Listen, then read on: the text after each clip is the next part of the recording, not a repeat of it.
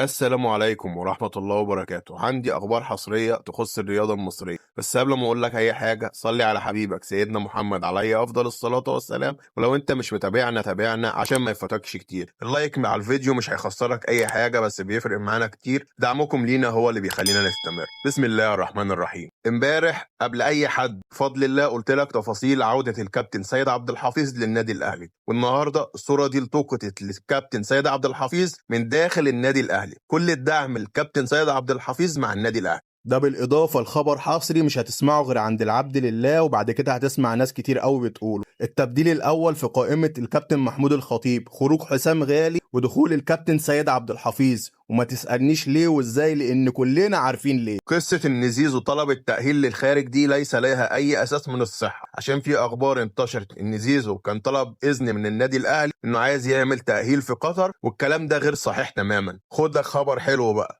إدارة النادي الأهلي ومسؤولين النادي الأهلي كلهم بيضغطوا على كابتن محمود الخطيب عشان يتراجع عن موقفه ويترشح في انتخابات النادي الأهلي اللي هتتم بإذن الله يوم 30 و31 أكتوبر المقبل. الخطيب بدأ يستجيب فعليا ولكن حتى الآن ما حسمش موقفه النهائي. الكابتن محمود الخطيب بأمر الله هيغادر إلى السعودية لأداء مناسك العمرة بعد انتهاء الجمعية العمومية للنادي الأهلي. إمام عاشور يحتاج ما لا يقل عن 3 أسابيع للتعافي من فيروس إيه. كل الناس تدعي لإمام عاشور إن ربنا يشفيه يا رب. في انباء كتير انتشرت عن ان الاهلي كان بيحاول التعاقد مع المدرب الجديد روي فيتوريا، لكن الكابتن احمد شوبير نفى ان الكلام دوت موجود اساسا. عشان الخص لك قصه ادم وطني اللي كل يوم ولا اتنين هتلاقي له تصريح شكل من ساعه ما النادي الاهلي وقف التعامل معاه وحرج على جميع اللاعبين بعدم التعامل معاه، وهو بيحاول يفتعل اي مشاكل مع النادي الاهلي. اخر تصريحاته قال لك ان امام عشان يجدد لازم النادي الاهلي يرجع لي، ومره تانية يقول لك عشان الاهلي يجدد لامام عاشور هم عارفين يتواصلوا معايا ازاي. طب هو اصلا النادي الاهلي هيرد على ادم وطني؟ ما افتكرش، لان امام عاشور عقده ممتد لمده عامين بخلاف الموسم الحالي، وملف تمديد العقود مغلق حاليا، والاولويه لمتابعه حالته الصحيه والحفاظ على استقرار الفريق وتركيزه في الدوري.